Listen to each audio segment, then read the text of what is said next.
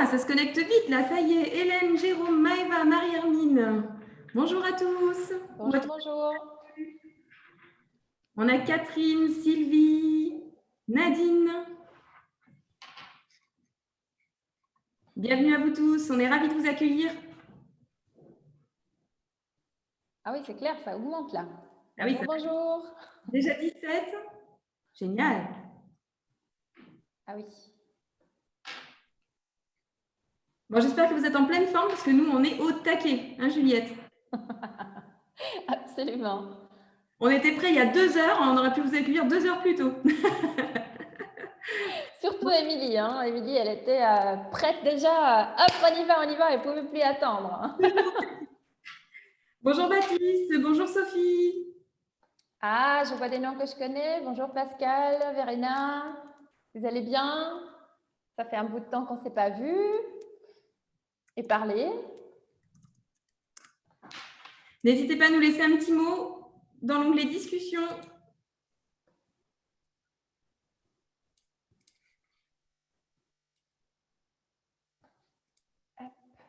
Donc, même si on ne peut pas vous voir, vous pouvez nous écrire forcément via le chat. Vous le connaissez maintenant. Zoom, tout le monde connaît. Exactement. Bonjour, bonjour. On est ravis de vous accueillir. Ah, il y a Alex aussi qui est là, à côté du lac Léman. Bonjour. Alors déjà 25, c'est super, ça augmente. On va attendre juste quelques minutes, le temps que tout le monde se connecte, il est 18h31. On a Thomas Siriani, beaucoup de partenaires aussi qui nous ont rejoints, c'est chouette. Oui, Alexis aussi, je vois. Bonjour. Alors on a Catherine qui nous dit « Bonjour les collègues de Granville et coach ». Bonjour Catherine. Bonjour Catherine. Oh, et Anaïs, coucou cher DRH et bonjour Juliette. Oh là là, que d'honneur. Bonjour à toi Anaïs. Bonjour, bonjour. Hop. Alors, il y a Pascal qui nous demande si nous vous entendons ou est-ce que vous êtes muté. Non, vous êtes muté et les caméras sont également coupées en fait pour ce webinaire-là. Mais par contre, vous pouvez échanger via l'onglet discussion comme vous le faites. Allez, on attend encore 1 ou 2 minutes. Et puis, on va se lancer. Bon, il a l'air de faire beau chez toi, Juliette. Je vois les palmiers et tout derrière toi, c'est chouette. Mais tu sais qu'on est en Normandie, hein? On n'est pas au sud de la France. Ouais, c'est vrai. Mais bon, en Granville, il fait souvent beau quand même. C'est vrai, ça se voit. T'as mis la bonne blouse aussi. Ouais, la blouse, c'est ça. Aux couleurs de ton papier peint, hein, tu as vu? Oui, c'est ça. On est alignés, nous. Alors, je vois Isabelle aussi qui vient de se connecter. Bonjour à toi, Isabelle. Allez, je vous propose de commencer. Il est 18h33. T'es prête, Juliette? Yes, let's go. Ok. Alors, hop, juste le temps.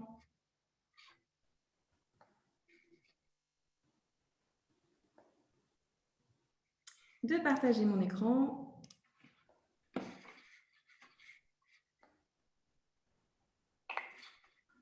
Et c'est parti. Alors, bonsoir à tous, bonsoir à tous nos participants. Donc, on a vu que vous êtes nombreux ce soir. Hein. Vous êtes une petite trentaine à nous avoir rejoints et il y en a d'autres qui vont arriver, ça c'est sûr. On a des chefs d'entreprise, des clients, des collaborateurs, des partenaires d'Atrium. Donc, merci à tous. Nous sommes ravis de vous accueillir comme à chaque webinaire que nous animons. Je suis ravie aussi de t'accueillir, toi, Juliette. Bonsoir à toi. J'ai le plaisir d'animer ce webinaire à tes côtés et je suis ravie d'avoir fusionné nos compétences pour pouvoir apporter des solutions à nos managers qui nous regardent ce soir. Alors, Juliette, est-ce que je te propose de prendre la parole tout de suite pour te présenter en quelques mots? Très bien. Bon, peut-être au prochain slide du coup. C'est parfait, merci beaucoup.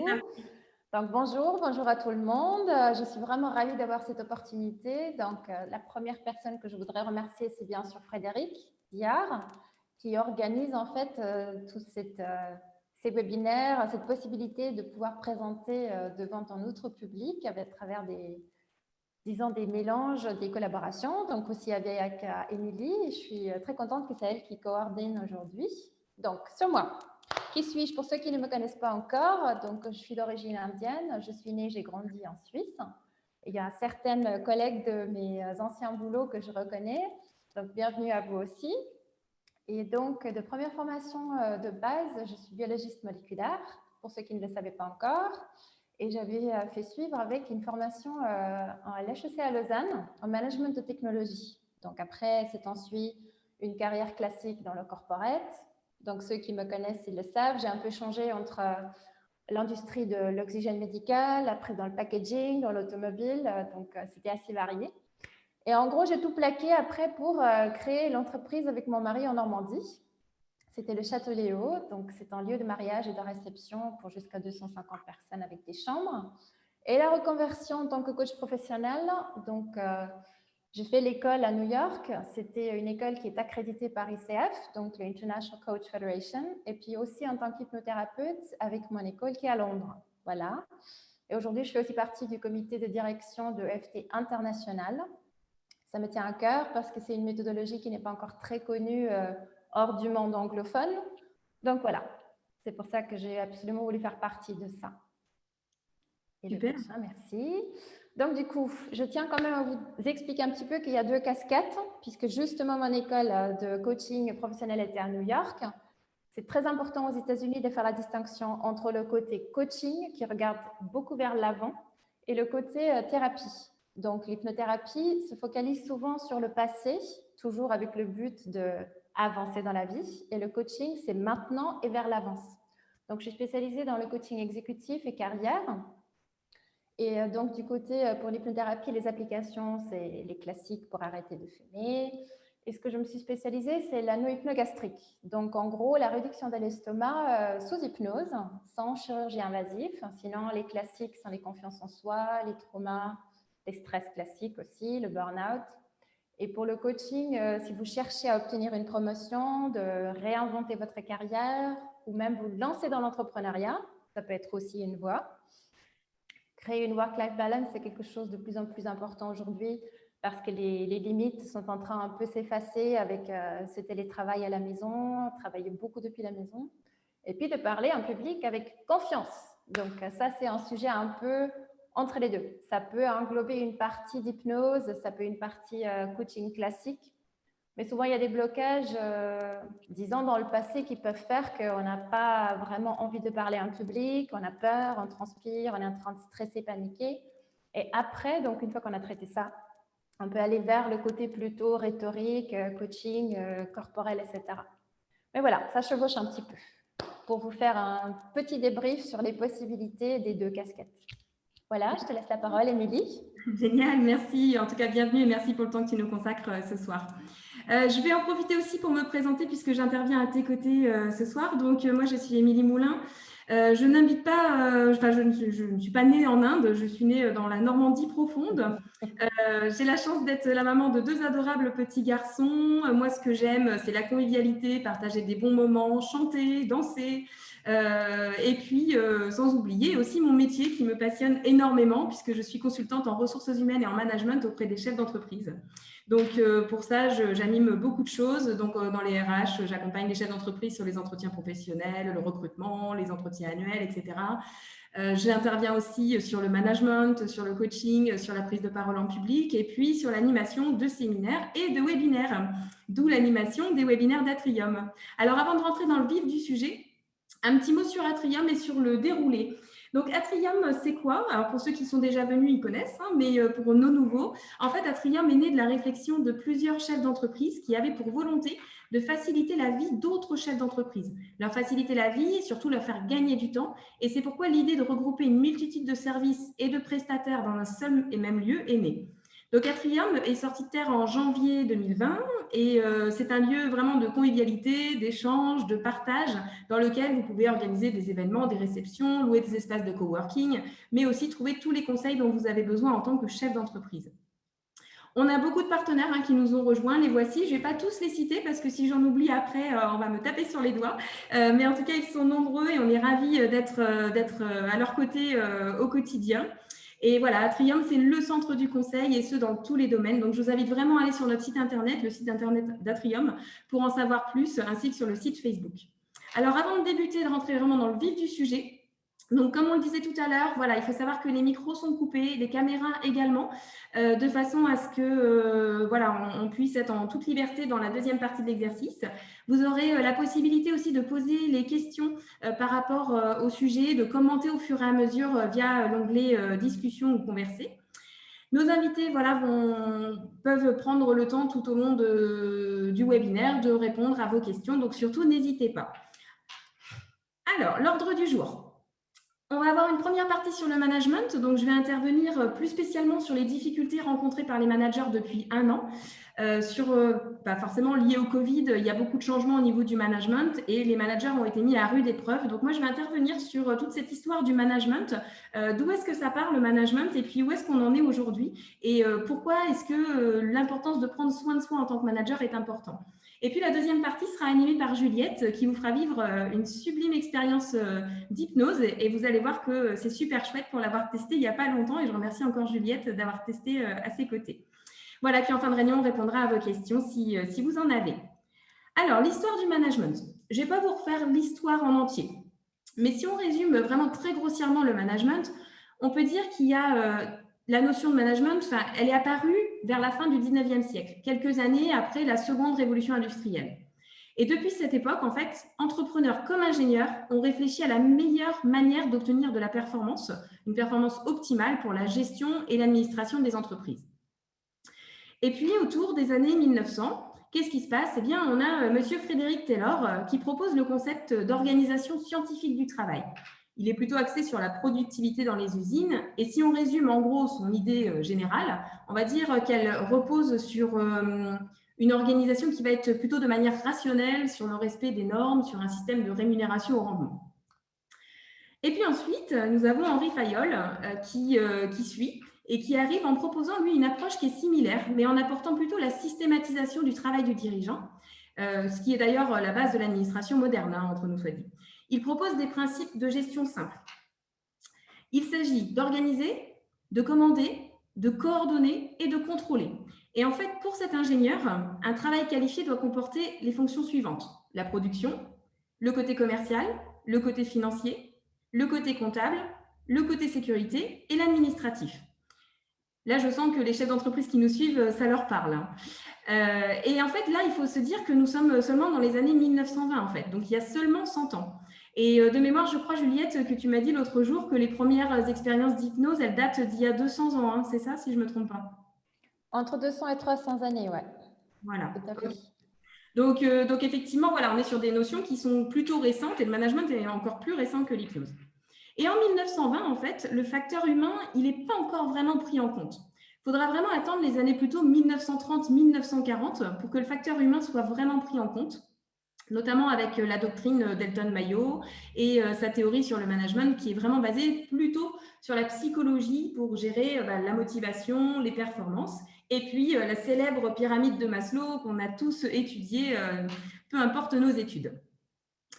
Et puis enfin, en 1950 vers 1950 et 1970, arrivent les théories qui sont plus récentes, avec notamment le management situationnel d'Herzé et Blanchard. Voilà, il y a plein de nouvelles théories qui arrivent à ce moment-là. Alors vous allez me dire, pourquoi est-ce que je vous raconte tout ça? Je ne vous entends pas, mais je sais que vous posez cette question-là. Eh bien, pour en venir au fait que les enjeux du management sont importants et qu'ils évoluent vraiment en fonction des événements. On l'a vu, la révolution industrielle, les guerres mondiales, les effets d'après-guerre, les crises boursières. Voilà, tous ces événements ont eu un impact considérable sur notre façon de gérer les hommes. Et aujourd'hui, eh bien, on passe par la crise du Covid. Et nos managers, ils sont mis à rude épreuve parce que les mentalités, elles évoluent. Et puis, le cadre aussi, il évolue. Et ça nécessite forcément une agilité qui soit très forte des managers pour répondre aux nouveaux enjeux du management. Alors justement, si on parle des nouveaux enjeux du management, j'ai identifié 4 nouveaux enjeux du management. À savoir déjà le fait de tendre de plus en plus vers une entreprise qui soit libérée. En fait, l'idée de l'entreprise libérée, c'est de donner de la valeur à l'homme avec un grand H, en l'impliquant de plus en plus dans la vision de l'entreprise, dans les prises de décision, voilà, tout ce qui tourne autour de la stratégie et que le collaborateur va développer encore plus son investissement professionnel grâce à ça. Le deuxième enjeu, Ça va être de répondre à l'ère du numérique. En fait, les outils du numérique, on le voit bien, ils prennent de plus en plus de place dans la vie professionnelle. On a l'existence de ces outils, leur mode de fonctionnement, leurs utilisations qui sont plus ou moins efficaces en fait. Et en fait, tout ça, ça impacte forcément l'organisation du travail et les relations entre tous les acteurs de l'entreprise. Et le manager, en fait, il a un acte clé à réaliser. Il doit évoluer tant sur les postures que sur les modes de travail et il doit aussi faire évoluer ses collaborateurs avec une facilité à faire passer les changements auprès de ses équipes qui sont en plus multigénérationnelles. Donc, autant dire que répondre à l'ère du 100% numérique, ce n'est pas forcément la chose la plus évidente. Le troisième point, ça va être l'importance de l'éthique en management. Alors, l'éthique, qu'est-ce que c'est?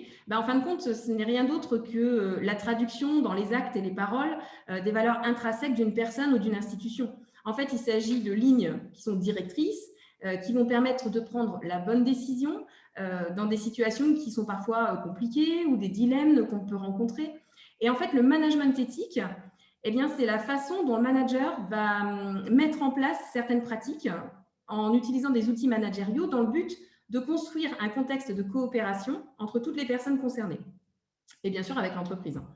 Voilà, les pratiques managériales éthiques sont des leviers de performance car le bien-être qu'ils produisent auprès des salariés leur permet d'être performants et beaucoup plus productifs. Et enfin, le quatrième enjeu, c'est celui de la personnalisation constante de notre relation à l'autre. Un qui l'a très très bien compris, et ça va peut-être vous faire sourire cette référence que j'ai choisie, mais il a excellé grâce à la personnalisation de son management, c'est Didier Deschamps. Alors tous les footballeurs qui m'écoutent vont être ravis que j'en parle. Didier Deschamps, il savait bien qu'il n'allait pas apprendre à Mbappé à marquer un but ou à Varane à faire un tacle ou à un autre footballeur de faire du foot. Ce qui a fait la différence en fait de Didier Deschamps, c'est que lui, il est allé au-delà du rôle du footballeur. Il a d'abord cherché à connaître l'être humain qu'il coachait avec ses qualités, ses défauts, ses points faibles, ses susceptibilités, ses points sensibles. Et en fait, il a compris que c'était essentiel dans le management de se mettre à la place de l'autre pour savoir comment il comprend les choses, comment il retient les choses que l'on transmet en tant que manager. Et en fait, c'est grâce à ça qu'il a mené son équipe à la victoire. Et si on mène tous ces enjeux, si on lie tout ça au fait de donner du sens, de développer des compétences, de piloter la performance, tout ça, ça vous permettra à vous, manager, en fait, de vous inscrire dans l'histoire du management. C'est pas si compliqué, en fait. Alors, pourquoi est-ce qu'on devient manager et pourquoi est-ce qu'on a envie d'être manager? J'ai identifié deux axes, deux motivations qui sont principales. La première, ça va être pour moi la motivation, on va dire, altruiste. Par exemple, le fait d'aimer donner un cap. Être manager, en fait, c'est comme, si je prends une image, diriger une meute, faire en sorte qu'elle se porte bien, on va se battre pour qu'elle aille le plus loin possible, être prêt à la défendre aussi contre des agressions, quelles qu'elles soient. En fait, être manager, c'est avant tout une grande fierté personnelle de pouvoir se dire au quotidien que si ces personnes aiment venir au travail chaque jour, c'est aussi en grande partie grâce à vous qui êtes leur manager. Le manager, il va donner une direction, un sens de l'action collective. Et s'il ne s'est pas trompé en donnant cette direction, eh bien, du coup, ça apporte énormément de satisfaction en tant que manager. La deuxième motivation altruiste, ça va être d'aimer être responsable. Être manager, c'est être responsable, avoir des responsabilités. Si quelque chose ne fonctionne pas dans votre équipe, c'est de votre responsabilité en tant que manager. Et il en va de même quand tout va bien. Et en fait, on se dit que c'est un plaisir immense en fait de faire en sorte que toute l'équipe se porte bien au quotidien, qu'elle soit motivée, qu'elle soit prête à tout donner pour atteindre ses objectifs. Mais voilà, c'est vrai que ça ne se fait pas par magie et ça fait partie des responsabilités du manager de se former pour pouvoir en arriver là. C'est aussi faire grandir son entreprise. En devenant chef d'entreprise, on fait grandir notre entreprise, en étant manager également, et on se fait entourer par 1, 2, 3, 10 salariés que nous manageons au quotidien. Et ça, c'est aussi une motivation altruiste. Et puis, on a aussi, bien évidemment, l'influence sociétale et culturelle. Donc ça, ce sont les motivations altruistes. Et puis, on a aussi les motivations intrinsèques. Qu'est-ce que j'appelle par intrinsèque? En fait, un exemple, c'est que peu de managers le diront de manière assez franche, mais les motivations, elles existent, en tout cas celles qui sont intrinsèques. Ça veut dire quoi? Ça veut dire gagner plus d'argent, par exemple. Ça peut être aussi avoir besoin de plus de pouvoir. Ça peut être aussi vouloir briller plus socialement. Devenir manager peut vouloir dire pour certains, j'ai réussi ma carrière en fait. C'est vraiment une réussite, une envie, une ambition. Mais voilà, ces raisons, elles concernent plutôt, il faut savoir que ça va plutôt concerner les générations des baby boomers ou les générations X en fait, qui vont réfléchir plutôt de cette façon-là. Car il faut savoir que toutes les générations YZ, on va dire que 20% des générations YZ souhaitent devenir manager seulement. Et non pas parce qu'elles estiment que le métier de manager n'a pas d'intérêt, c'est pas ça. Mais parce qu'en fait, ils savent qu'il est tout à fait possible de s'épanouir dans son travail et de réussir sans forcément devenir manager en fait. Donc, on a une évolution aussi de mentalité dans les générations. Et donc, voilà, ces deux motivations sont très importantes. Mais quelle que soit la motivation, en fait, ce qui est important lorsqu'on manage, c'est de prendre du plaisir. Et moi, je me rappelle parfaitement, en fait, la première fois où j'ai été manager, ça m'a provoqué énormément de plaisir, mais beaucoup de fierté aussi lorsque j'ai eu ce premier poste. Et très vite, en fait, la fierté, elle a été remplacée par autre chose. C'était l'amour du métier, l'amour de manager, l'amour d'accompagner, en fait, des collaborateurs au quotidien. Alors, qu'est-ce que manager? Manager, c'est développer des performances. C'est développer des performances économiques, humaines et personnelles.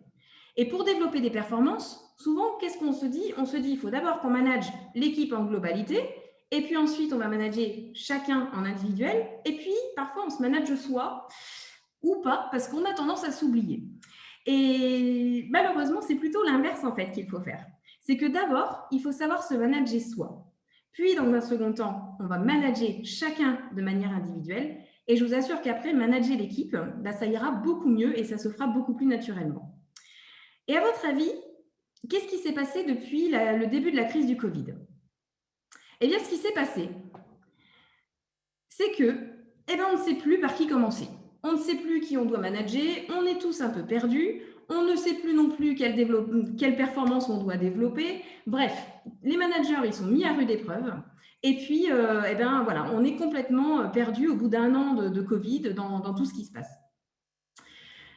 Il faut savoir que j'accompagne beaucoup de managers et en fait, j'ai entendu beaucoup de phrases ces derniers temps et depuis un an et j'ai pris quelques échantillons, comme par exemple le fait de dire « je ne sais plus comment gérer mon équipe en télétravail ». Je me sens impuissant face à cette situation. Je n'arrive pas à contrôler ce que mes salariés font en télétravail. Que va devenir mon entreprise? Au secours. La productivité de mes équipes est en baisse. Je constate une baisse de motivation de mes collaborateurs. J'ai peur pour mon business. Mes salariés dépriment et moi aussi. Mes salariés se fichent des consignes de sécurité. Mes collaborateurs ne veulent plus revenir travailler en présentiel. C'est injuste ce qui nous arrive. J'ai peur. Ou je suis fatiguée et je n'en peux plus. Et en fait, quand on analyse toutes ces phrases, on constate qu'il y a, on va dire, 4 ressentis différents chez les managers. Le premier ressenti que j'identifie, ça va être la perte de contrôle. La perte de contrôle, c'est quoi? C'est je ne contrôle plus rien, je ne sais pas ce que font mes collaborateurs, je n'arrive plus à les surveiller, au secours. Le deuxième ressenti, c'est la peur de l'avenir. J'ai investi pour développer mon entreprise, j'ai recruté, je ne suis pas sûre de pouvoir garder mon collaborateur. Bref, je suis incapable de me projeter ni à moyen terme, ni à court terme, ni à long terme. Je ne sais plus. Le troisième ressenti, ça va être le sentiment d'impuissance. Je me sens sans armes, je subis. Je le fais ressentir à mon équipe parce que j'ai le moral clairement dans les chaussettes et je suis complètement stressée. Je me sens vraiment impuissant.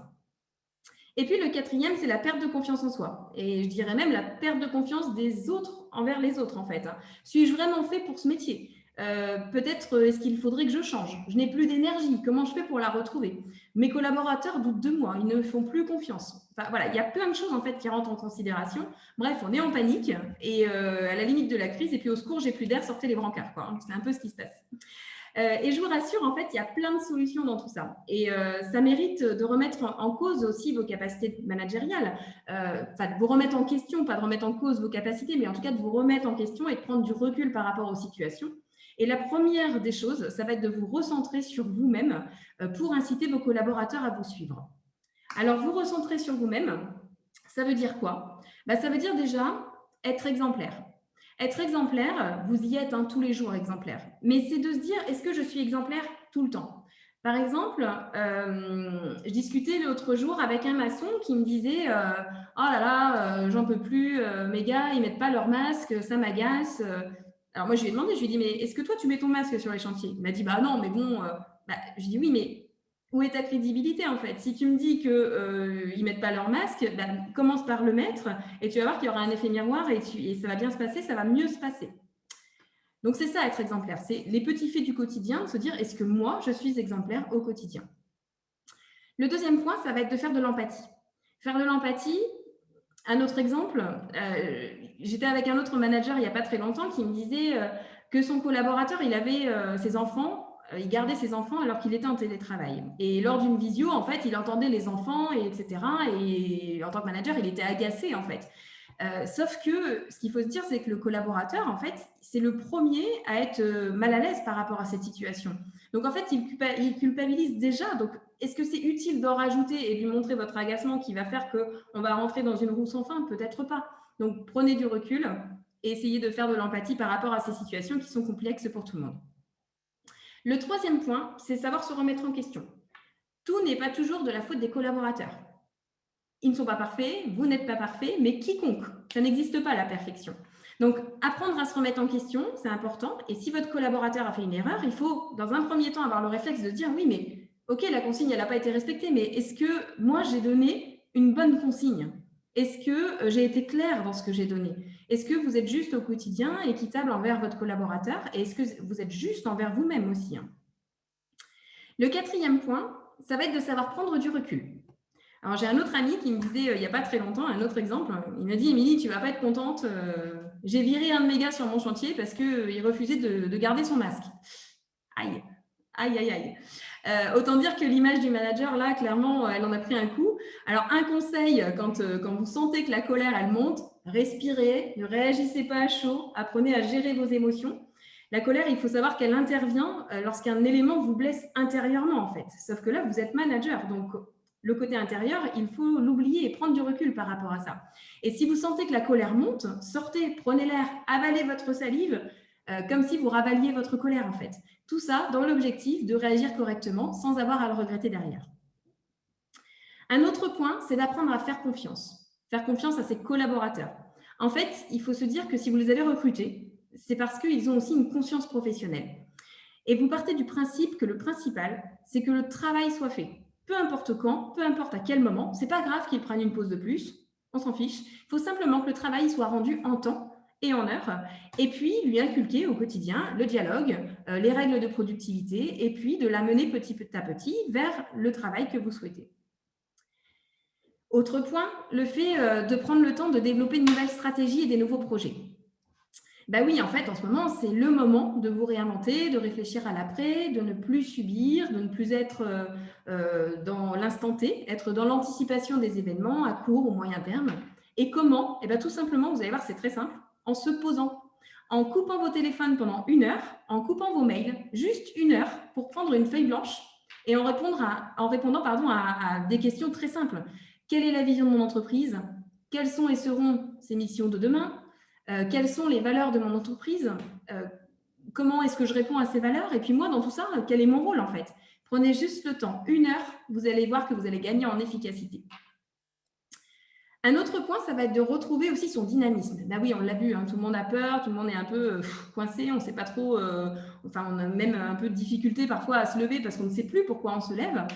Retrouver son dynamisme, c'est aussi retrouver de l'optimisme en fait. Et forcez-vous à sourire, entourez-vous de personnes positives, oubliez les personnes négatives en fait qui vont vous polluer votre quotidien et essayez de redescendre cette belle énergie à votre équipe. De toute façon, si vous souriez, vous pouvez être sûr que votre équipe va sourire. Donc, ça va faire un effet miroir, donc prenez le temps de le faire, de vous forcer à sourire. Et puis, encore une fois, prenez le temps de réfléchir et d'écrire qu'est-ce qui vous plaît dans votre vie actuellement, qu'est-ce qui pourrait être amélioré. Et puis, une fois que tout est posé, s'il y a des choses à améliorer, qu'est-ce que je peux faire pour améliorer ces actions?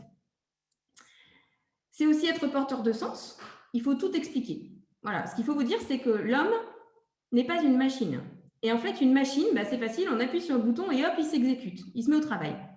Et ce qu'il faut savoir, vous le savez sûrement, c'est que l'homme, il a une conscience et il ne fait pas une tâche sans avoir de but. Et la moindre chose que vous faites a un sens. Sinon, pourquoi la faire en fait? Donc, il faut apporter aussi du concret à vos collaborateurs.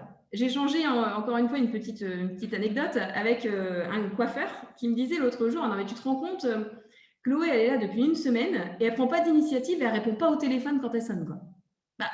Je lui dis, est-ce que tu lui as dit qu'elle devait ou qu'elle pouvait répondre au téléphone? Bah non, mais bon, c'est logique quand même. Enfin, je sais pas, moi, on est dans un salon de coiffure, le téléphone, il sonne, je réponds. Oui, mais c'est logique pour toi. Mais est-ce que c'est logique pour elle? Peut-être pas. Eh ben, explique-lui ce qu'elle doit faire et tu verras, donne-lui du sens. Dis-lui que c'est nécessaire pour la fluidité de la prise de rendez-vous et tu verras bien que derrière, Chloé, elle fera comme tout le monde. Et depuis, j'ai plus jamais entendu parler de Chloé. Donc, donner du sens, c'est hyper important. Et ça, je sais que ça va faire sourire certains qui nous regardent parce que je leur dis tout le temps de donner du sens. Et enfin, le dernier point, ça va être d'être à l'écoute de soi pour être à l'écoute des autres. En fait, ce qu'il faut vous dire, c'est que se connaître, ça va permettre de mieux gérer votre stress et vos émotions. Et si on ne se connaît pas en tant que manager, on aura du mal à contrôler nos propres émotions. Les managers, on l'a vu, ils sont à fleur de peau en ce moment. Donc, il faut respirer, prendre du temps pour soi, aller prendre l'air dans la journée, même si c'est 5 minutes. Mais ça va vous permettre de réfléchir et de repartir encore mieux pour affronter la fin de la journée. Donc, écoutez-vous. Vous pouvez même vous parler face à votre miroir. Je donne souvent ce conseil-là dans mes formations. C'est hyper important. L'effet miroir marche aussi pour vous. Bref, en tout cas, se manager soi, c'est ça. Et si vous voulez vraiment retrouver de la sérénité et reconstruire une équipe solide, il faut d'abord commencer par prendre soin de vous. Alors voilà, moi je vous donne mes quelques techniques pour prendre du recul et lâcher prise, mais il y a aussi d'autres techniques qui existent. Et là, ça va être Juliette qui va plutôt prendre la parole parce que la technique, ça va être l'hypnose. Alors avant de te laisser la parole, Juliette, ce que je vous propose, ça va être de réaliser 2 petits sondages. Alors, hop, juste le temps que je le diffuse. Déjà, la question est toute simple. C'est oui ou non, est-ce que vous avez déjà testé des techniques d'hypnose? Je vous laisse répondre. Oh là là, ça va très vite, hein, vous êtes super réactifs. Encore une petite dizaine qui hésitent, ils ne se souviennent pas. Ceux qui ne l'ont pas encore testé, ils vont le tester aujourd'hui, hein, attention. Chouette. Allez, je laisse encore 2-3 secondes.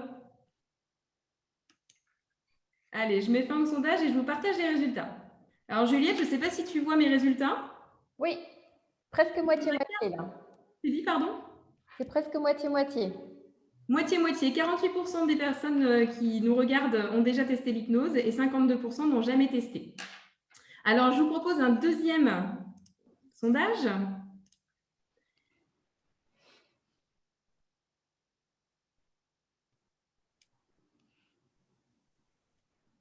Si j'arrive à diffuser, ouais, ça y est, c'est parti. À votre avis, qu'est-ce que l'hypnose? Et là, vous avez plusieurs choix. Alors, la première réponse, c'est la perte totale de conscience. La deuxième, c'est un sommeil du système nerveux. La troisième, c'est un lâcher-prise et l'acceptation des suggestions. La quatrième, la manipulation mentale du client par l'hypnothérapeute. La cinquième, un animal exotique vivant dans la jungle. Ou la sixième, un état de conscience accru. Alors, je vous laisse répondre. C'est pas évident, hein. En plus, il y a plusieurs possibilités.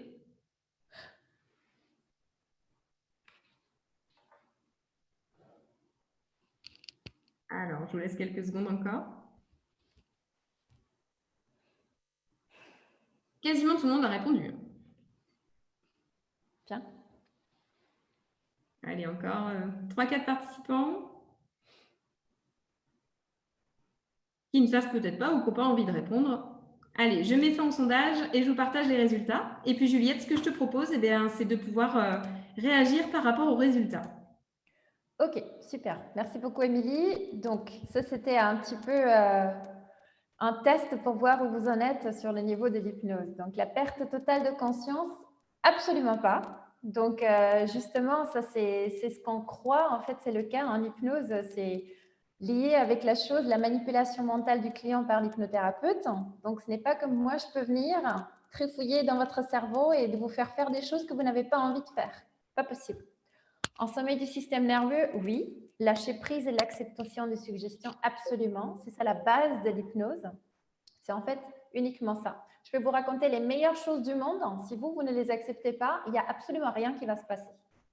Un animal exotique vivant dans la jungle, peut-être un jour, oui. Pas que je sache, mais ça pourrait venir.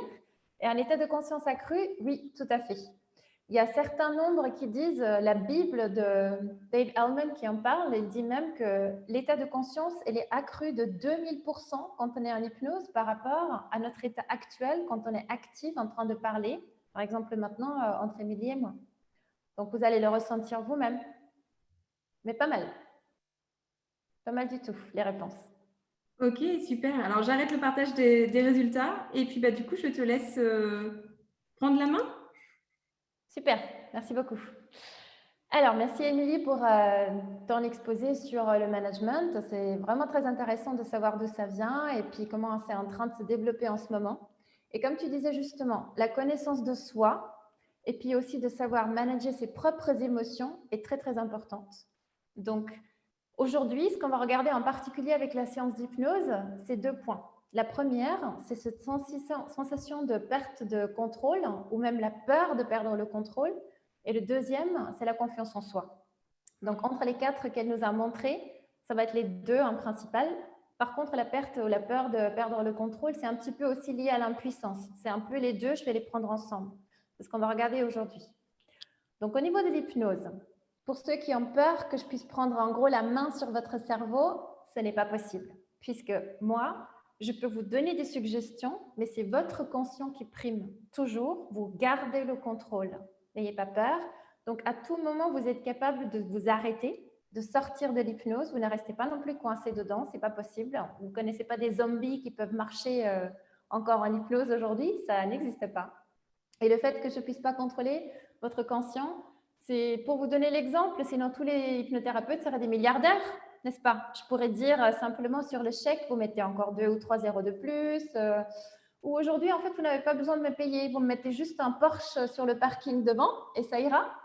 Donc non, ce n'est pas possible. Absolument pas. Et un autre point, c'est les larmes. Donc, il se peut que vous auriez une réaction forte émotionnelle. Donc, s'il y a des larmes, s'il y a des personnes qui éternuent, qui toussent ou même qui lâchent du gaz, laissez-le couler, laissez-le sortir. C'est mieux sorti du corps que de le garder supprimé à l'intérieur. Et surtout, les larmes, c'est une voie du corps naturelle pour relâcher les émotions. Donc, si vous êtes en train de verser quelques larmes, laissez-les couler, ce n'est pas grave. D'accord ? Ce que nous allons faire aujourd'hui, c'est simplement jeter un coup d'œil sur le passé. Parce que, comme je vous ai dit avant, dans l'hypnose, souvent, on est en train de regarder des blocages qui peuvent se trouver dans le passé, même aller assez loin dans l'enfance, mais on ne va pas le forcer. On va le faire naturellement et vous allez simplement vous laisser dériver. Et à ce moment-là, c'est votre esprit qui va nous guider et qui va atterrir au bon moment, au moment parfait de ces sujets qu'on va travailler. D'accord ? Voilà. Donc, pour la pratique, il y a une chose, ce que j'aimerais bien juste tester avec vous. Donc, je vous laisse vous installer confortablement. Donc, vous êtes bien assis, vous lâchez prise. Et puis, la première des choses, c'est déjà être bien assis confortablement, stablement. Parce qu'il ne faut pas que vous tombiez à un moment donné quand vous êtes très détendu. Donc, vous êtes bien installé. Et la première des choses, vous gardez la tête bien droite et vous enroulez les yeux vers le haut, comme si vous étiez en train de figer un point au plus haut sur le plafond. Et vous inspirez dans le ventre. Et vous expirez. Encore une fois. Et vous expirez. Et une troisième fois, vous inspirez par le nez, vous expirez par la bouche. Et vous laissez vos paupières simplement se fermer doucement. Vous relâchez les yeux. Vous pouvez simplement oublier de ce que font vos yeux. Très bien, c'est déjà tout. Je vous laisse réouvrir les yeux. Donc ça, c'était pour la pratique. C'est ce qu'on va faire pour l'induction, comme on dit. Une fois que vous êtes dans cet état de relaxation, je vais vous demander de faire un autre exercice. C'est d'étirer les bras devant vous. Donc, quand je vous demande de faire ça, c'est pas ça, c'est pas ça, c'est pas de l'autre côté, c'est devant vous, comme si vous étiez en train de tenir le guidon d'un vélo. D'accord? C'est les mains fermées. Vous les voyez? Donc, les mains fermées, comme si vous étiez en train de vraiment tenir le guidon d'un vélo à 90 degrés, à 90 degrés. Donc, si vous êtes un petit peu couché vers l'arrière, pareil, c'est donc les 90 degrés vers le corps avec les bras. D'accord? C'est bon? Très bien. Une chose encore, je vous prie d'éteindre votre téléphone ou de le mettre sur mode avion, s'il vous plaît, parce que sinon, on risque d'être dérangé. Je vais le faire pareil. Voilà, c'est fait.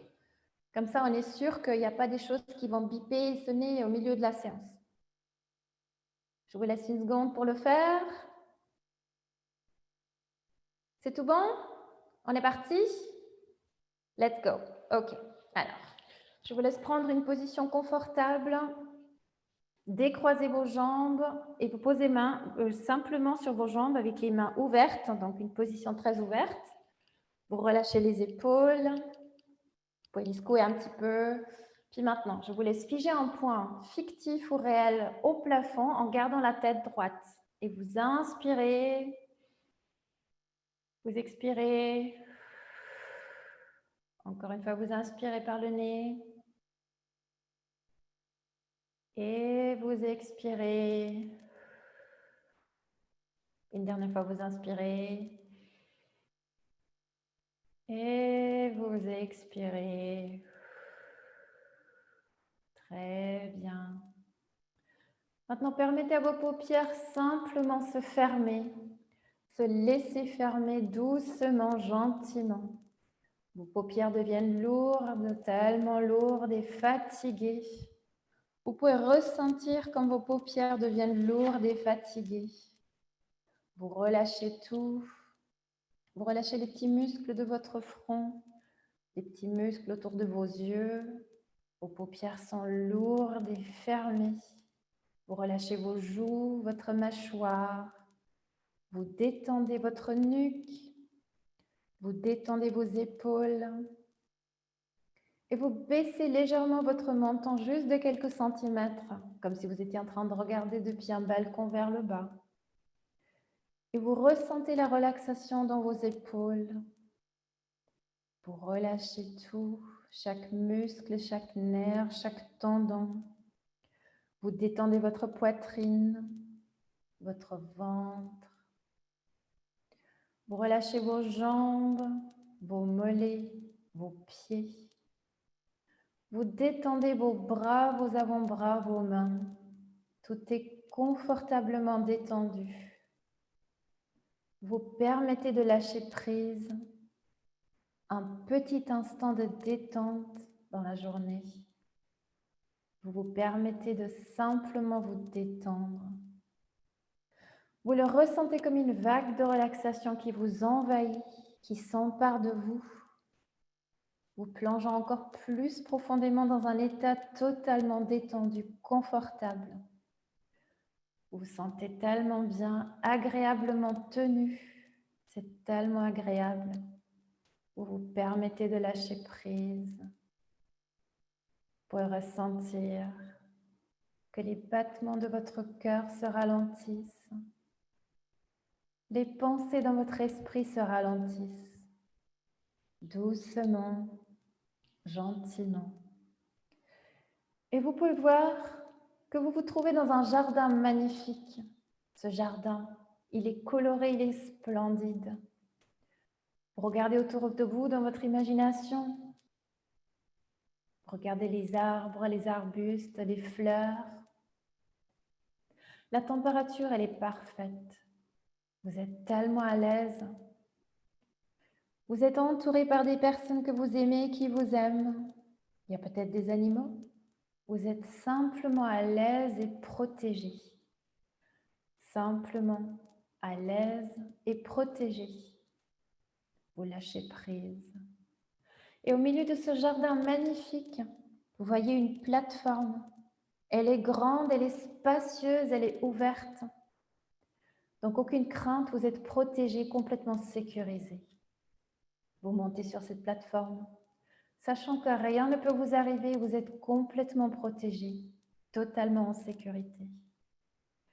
Vous êtes maintenant sur cette plateforme et vous allez simplement lâcher prise de tout ce qui aurait pu vous alourdir votre esprit, alourdir votre corps, toutes les tensions, vous les laissez dans ce jardin. Il va prendre soin de tout cela le moment que vous vous évadez, juste un petit instant. Donc quand je vais cliquer mes doigts, vous allez monter au niveau A, maintenant.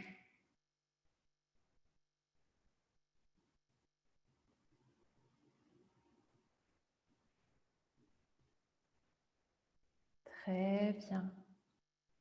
C'est ça. Vous arrivez doucement, gentiment au niveau A. Il y a un quai à côté. La plateforme s'arrête, mais vous ne sortez pas encore. Et maintenant, c'est comme si vous vous débarrassiez de votre corps. Vous relâchez les dernières tensions dans votre esprit. C'est comme si vous les mettiez dans une boîte et vous les laissiez au quai de la plateforme A. Vous le déposez simplement. Vous allez flotter, dériver comme une plume blanche légère à ce niveau B. Maintenant.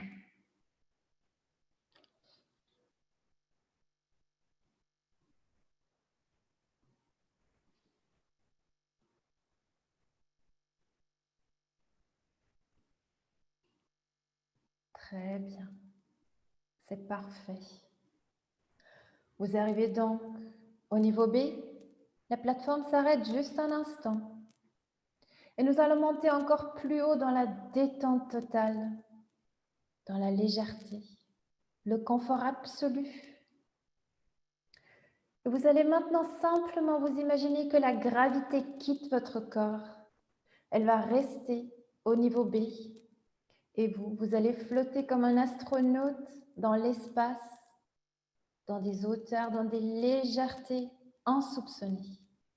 Et vous y allez à ce niveau C, maintenant.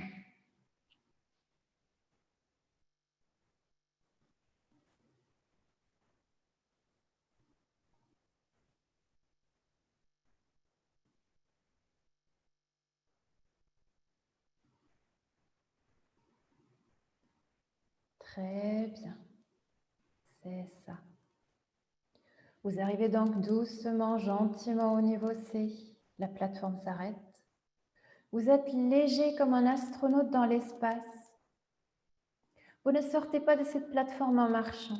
Vous flottez dehors, vous dérivez dehors. Et vous arrivez à un endroit absolument parfait, magnifique. C'est votre endroit parfait. Vous arrivez à cet endroit où les paysages, c'est vous qui les choisissez. Cela peut être à la mer, dans les montagnes, dans la forêt, ou simplement dans votre jardin ou salon. C'est votre petit cocon protecteur, cet endroit où vous vous sentez tellement à l'aise, confortablement tenu, protégé, totalement en sécurité.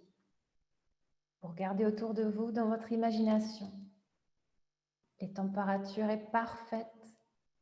Les couleurs sont magnifiques, splendides. Vous êtes entouré par des personnes que vous aimez et qui vous aiment. Vous ressentez peut-être une petite brise qui caresse votre joue. Vous entendez des bruits de fond, une petite musique.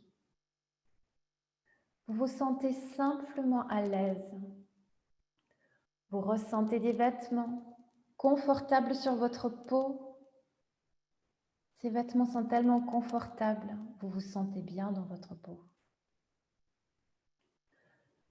Donc vous prenez une respiration profonde dans le ventre, vous lâchez prise, sachant que vous êtes complètement protégé, en sécurité totale. Vous êtes à l'aise, vous vous détendez davantage. Et maintenant, je veux que vous étiriez les bras comme nous l'avons pratiqué auparavant, comme si vous teniez le guidon en vélo. Vous étirez vos bras devant vous. Et je veux que vous voyiez qu'il y a un seau rouge de pompier rempli de sable mouillé, de 25 kilos de sable mouillé, qui vient s'attacher à votre poignet gauche. Et vous pouvez ressentir comme ce seau il est en train de tirer sur votre bras. Parce qu'il est lourd, il est tellement lourd. Vous le ressentez. Vous pouvez le ressentir jusqu'à votre épaule gauche. Les muscles sont en train de forcer, de tirer pour le tenir droit. Vous y arrivez à peine.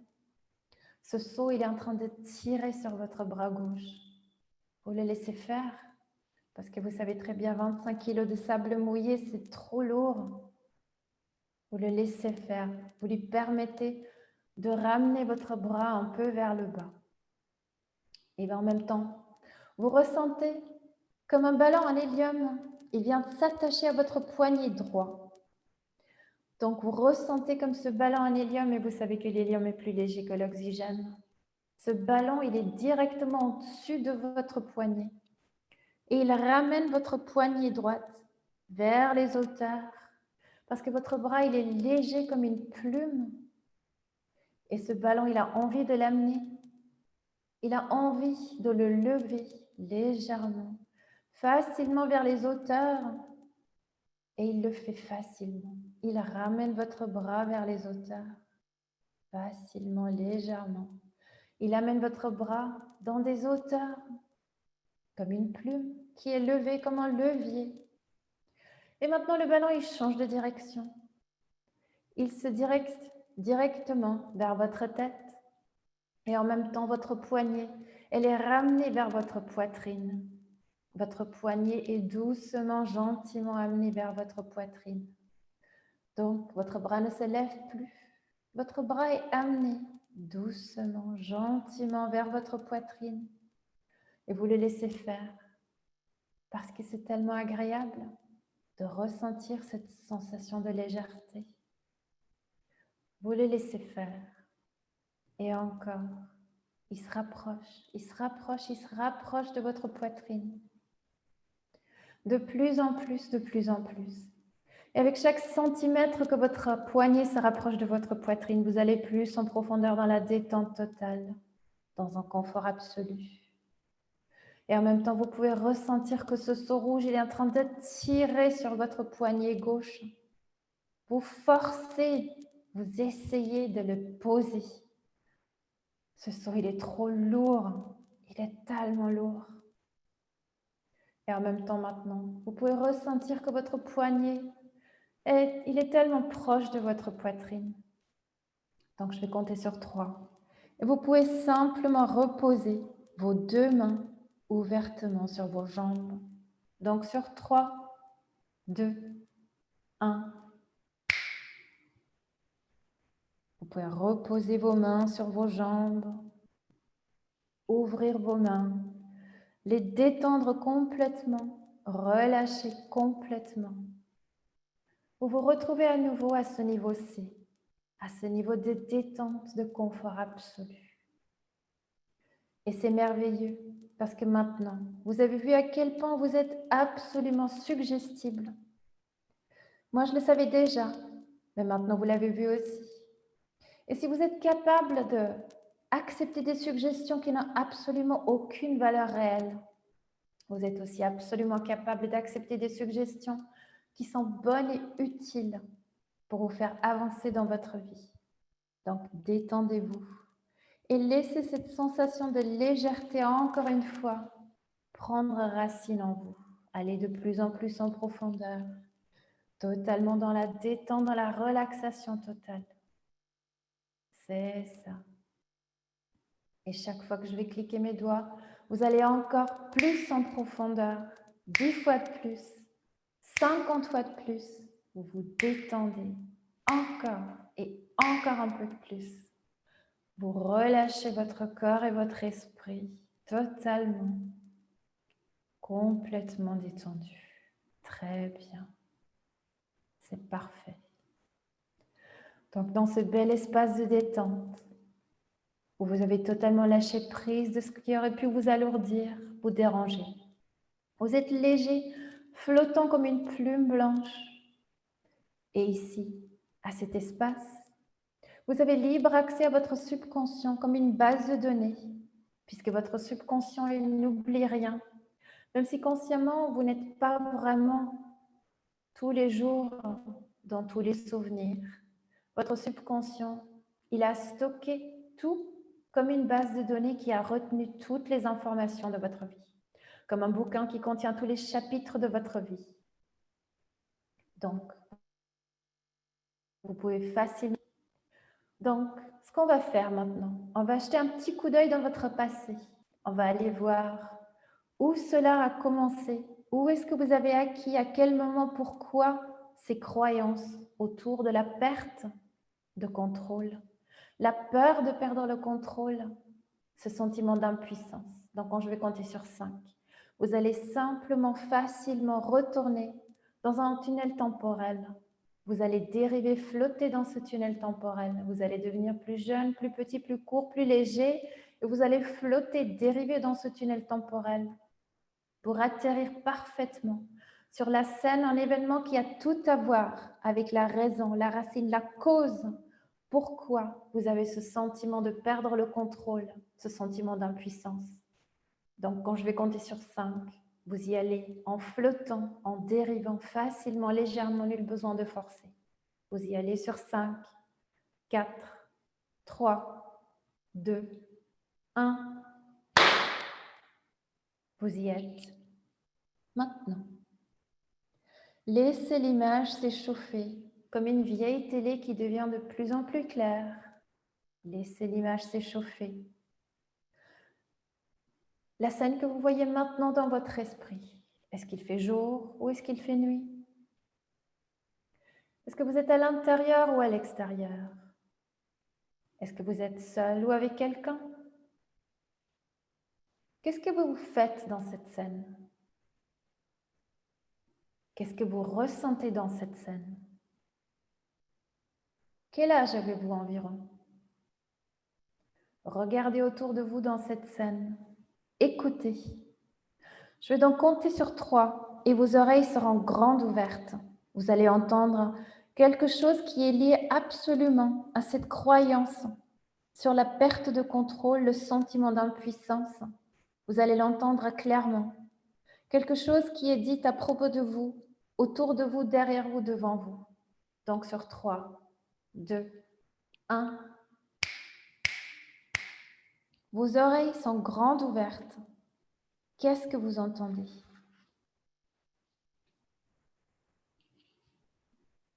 Prenez un instant pour vraiment le laisser rentrer. C'est la scène que votre esprit vous a montré à la question où, pourquoi, comment vous avez acquis cette croyance sur la perte de contrôle, ce sentiment d'impuissance. C'est votre moment de révélation. Vous pouvez l'entendre, vous pouvez le voir, vous pouvez le ressentir, comme si cette scène, elle s'était produite hier.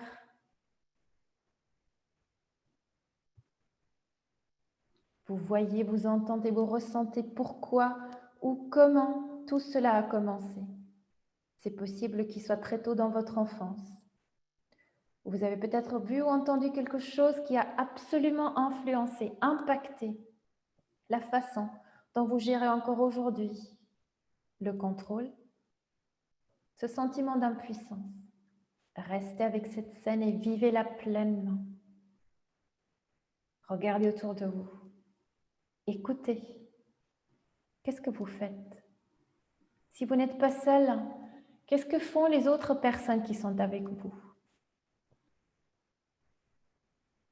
Et s'il s'agit d'une métaphore, une image, une scène abstraite, qu'est-ce que cela signifie? Qu'est-ce que cela représente pour vous, personnellement? Qu'est-ce que vous avez appris de cette scène en particulier ce jour-là? Quelles sont les conclusions que vous avez tirées ce jour-là? Même peut-être en étant encore un enfant?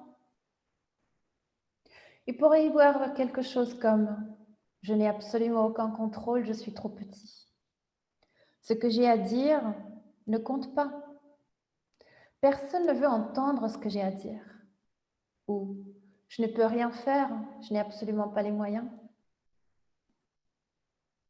Ou « Ce n'est pas ma décision à faire, c'est les autres qui décident. » Ou encore « Je n'ai pas assez d'argent pour faire ce que j'ai envie de faire. » Donc malgré votre plus grande volonté, vous vous sentez impuissant. Vous pouvez voir, entendre et comprendre vraiment comment cette expérience, elle a impacté, influencé votre croyance sur la peur de perdre le contrôle, sentiment d'impuissance. Il devient également absolument évident pour vous que cela influence toujours votre situation actuelle. Donc maintenant, prenez une bonne respiration profonde. Mettez cette image de côté, à votre côté gauche. C'est comme si vous le retrécissiez, vous le mettez de côté gauche. Nous allons refaire cet exercice encore une deuxième fois, mais maintenant, nous allons revenir à une scène, un événement en mémoire qui a tout à voir avec la raison, la racine, la cause pourquoi vous avez ce manque de confiance en vous. Donc encore une fois, vous allez voyager dans ce tunnel temporel. Quand je vais compter sur 5, vous allez devenir plus jeune, plus petit, plus court, plus léger. Vous allez voyager dans ce tunnel temporel facilement, légèrement. Votre esprit va vous guider, vous avez besoin de rien faire. Il va vous faire atterrir parfaitement sur la raison, la racine, la cause, où, pourquoi et comment vous avez acquis ce manque de confiance en vous. Donc, nous y allons maintenant sur 5, 4, 3, 2, 1. Vous y êtes maintenant. Encore une fois, laissez l'image se réchauffer comme il s'agissait d'une télé, une vieille télé. Cette image devient de plus en plus claire, plus en plus audible. Et la scène qui se trouve maintenant dans votre esprit, est-ce qu'il fait jour ou est-ce qu'il fait nuit? Est-ce que vous êtes à l'intérieur ou à l'extérieur? Quel âge avez-vous? Est-ce que vous êtes avec quelqu'un ou est-ce que vous êtes seul? Qu'est-ce que vous faites dans cette scène? Qu'est-ce qu'ils font les autres personnes? Qu'est-ce que vous ressentez dans votre corps, dans votre esprit? Qu'est-ce que vous voyez? Qu'est-ce que vous entendez dans cette scène?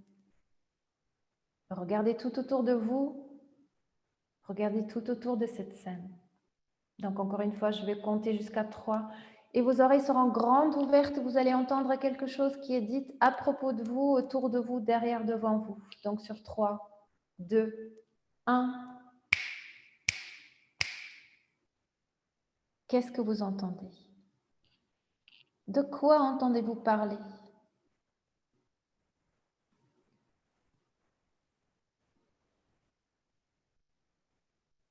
Donc en regardant cette scène, quelle est votre conclusion? Comment est-ce que cette scène elle a influencé ce que vous pensez aujourd'hui de votre confiance ou de votre manque de confiance en vous? Quelle leçon avez-vous appris ce jour-là? Peut-être vous entendez quelque chose comme « Pour qui tu te prends de te mettre en avant ?» ou « Ne parle pas si fort, cela a l'air arrogant » ou un prof qui dit « Tu n'es qu'un bon à rien, tu n'auras jamais du succès dans ta vie » ou que vous ne devrez pas faire de vagues et garder la tête baissée, votre tour viendra. Ou quelqu'un qui dit « Que penses-tu être pour briller si fort ?» ou justement que les professeurs vous complimentent, vous félicitent et les autres élèves vous évitent, vous êtes exclus du troupeau. Quoi que vous viviez, restez dans cette scène, plongez dedans profondément, entièrement. Ressentez-la, comme il s'agissait d'une scène qui venait de se produire juste hier. Encore une fois, quelle leçon avez-vous appris ce jour-là? Quelle conclusion avez-vous tirée concernant votre confiance en vous ce jour-là? Reconnaissez qu'il s'agisse d'une scène cruciale, vitale et importante, vous montrant où, pourquoi et comment vous avez acquis ce blocage à votre confiance en vous. Une croyance qui a été enracinée, qui est toujours active jusqu'à aujourd'hui dans votre vie. Mais nul besoin d'être triste à ce sujet. Maintenant que nous l'avons vu, nous pouvons le changer. Parce que vous savez, en tant qu'enfants, nous sommes exposés à ce qui se passe autour de nous. Nous ne pouvons pas forcément décider ce qu'on a envie de faire, envie de croire, envie de laisser rentrer. Nous essayons simplement de trouver des moyens pour nous adapter. Pour faire partie de la tribu, c'est une question de survie. Puisque si nous ne faisons pas partie de la tribu, dans les temps anciens, cela voulait dire qu'on était perdu, que c'était la mort. Et notre cerveau, il est encore constitué de la même façon. Donc un enfant, il ne peut pas choisir. Beaucoup de décisions sont prises par la famille, par la tribu, par la culture aussi, par les règles de la culture. Pour me laisser un goût amer, un sentiment d'impuissance, surtout quand il s'agit des choses liées à l'argent. C'était simplement l'environnement dans lequel vous avez grandi. Et les enfants apprennent par tous les moyens, les regards, les mots, les actions de leurs parents, de leur famille, des professeurs, de ce qui leur est dit, de comment les gens autour d'eux se comportent, mais les non-dits aussi. Donc les parents et tuteurs étant également imparfaits, des humains, des êtres humains, ils ne peuvent que transmettre ce qu'ils croient juste, parce qu'eux aussi, ils ont leurs limitations. Mais aujourd'hui, étant adulte, cette éducation pourrait possiblement ne plus correspondre à ce que vous voudriez atteindre, à vos aspirations et ambitions, car elle vous était imprimée à un moment où vous n'aviez pas encore le choix. Mais maintenant qu'on a clairement vu où se trouvent les racines de ces croyances, nous pouvons les changer. Donc nous allons reviser ces deux scènes. Et quand nous allons faire cela, vous allez dire à voix haute, ce n'est pas moi. Et vous allez me justifier pourquoi cette scène n'est plus la vérité pour vous. Donc par exemple, je n'ai plus 10 ans, je suis un adulte aujourd'hui. Ou ce n'est pas parce que j'ai fait une erreur en ayant 10 ans, en ayant pris une mauvaise décision à 10 ans que toutes les futures décisions seront mauvaises. Ou que ce n'est pas parce que j'ai échoué à un seul examen que je vais être une faillite toute ma vie. Ou je peux réussir aussi sans me tuer à la tâche. Trouvez vos raisons personnelles, justifiez-le à vous-même pour montrer clairement que cette vieille scène est quelque chose avec laquelle vous rompez, vous brisez, vous cassez cette croyance. Donc maintenant, revenez à la scène 1 dans votre imagination, remettez-la au milieu de votre imagination et dites à voix haute, ce n'est pas moi, parce que, et justifiez à vous-même. Et nous allons le refaire encore une fois. Ce n'est pas moi. Ce ne sera plus jamais moi. Parce que, remplissez le reste de la phrase. Et encore une dernière fois, ce n'est pas moi. Ce ne sera plus jamais moi. Pour la vie entière, parce que, fantastique. Et maintenant, revenez à la scène numéro 2, celle sur les croyances de votre confiance en vous ou manque de confiance en vous. Remettez-la au milieu de votre imagination et dites encore une fois à voix haute, ce n'est pas moi parce que. Dites-le avec conviction. Très bien. Et encore une fois, ce n'est pas moi, ce ne sera plus jamais moi parce que. Vous complétez la phrase. Et une dernière fois, dites-le à voix haute, ce n'est pas moi. Cela ne pourra jamais être moi. Plus jamais de ma vie parce que.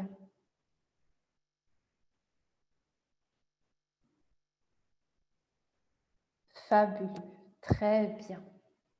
Maintenant, je veux que vous imaginiez dans votre esprit que ces deux scènes sont côte à côte et vous allez prendre vos deux mains dans votre imagination et vous allez écraser ces deux scènes et tout ce qui pourrait être lié à la même chose, de manque de confiance en vous. Vous l'écrasez complètement, détruisez, brisez, cassez toutes ces scènes. Faites-le maintenant.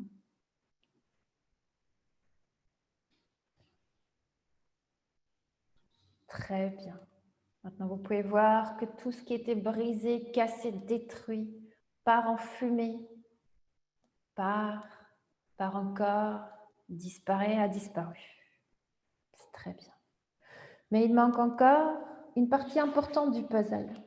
Parce que, outre les blocages spécifiques, environ 90 à 95% de la population, 90 à 95% de la population, a encore une conviction commune que d'une manière ou d'une autre, ils ne sont tout simplement pas assez bons, pas assez intelligents, pas assez beaux, pas assez talentueux, pas assez expérimentés, pas assez aimés, pas assez célébrés, tout simplement pas assez.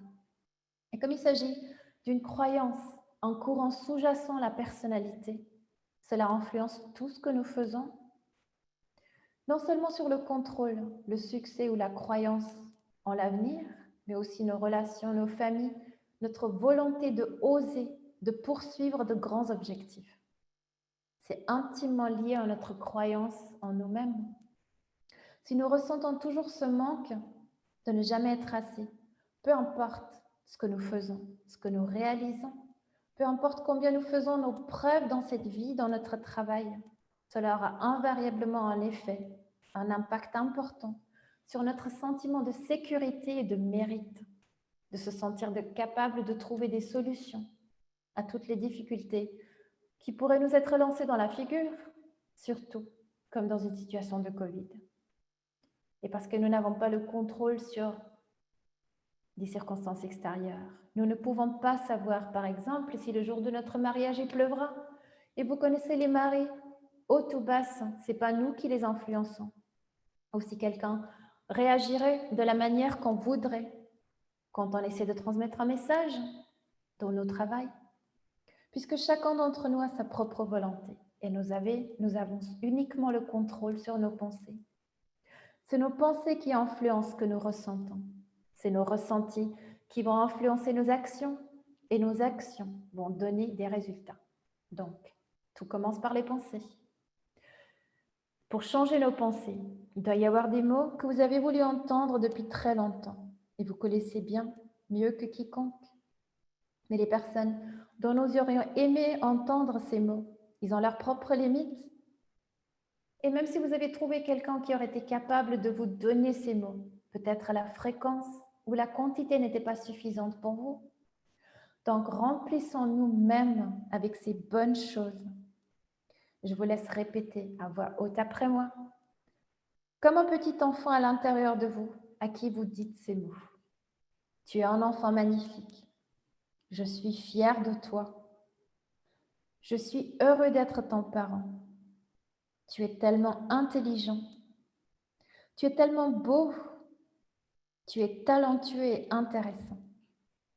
Je t'aime comme tu es. Je t'aime inconditionnellement. Je serai toujours là pour toi. Je prendrai toujours du temps pour toi. Tu es important. Tu es incroyable. Tu comptes.